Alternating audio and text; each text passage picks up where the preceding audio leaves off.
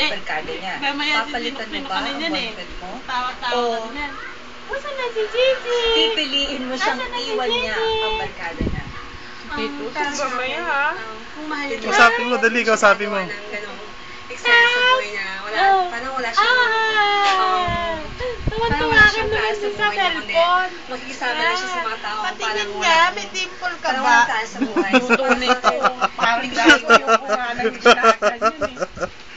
Okay, so... Adamon!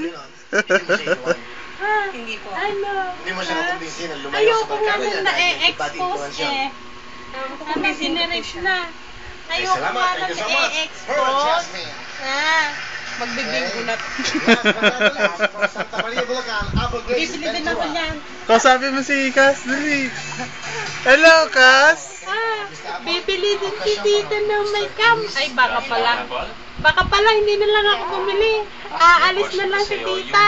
Para kayo na lang ang bibilan ko. Tig-iisa kayo ng cellphone. Opo. Para social din cellphone na agad. Ano?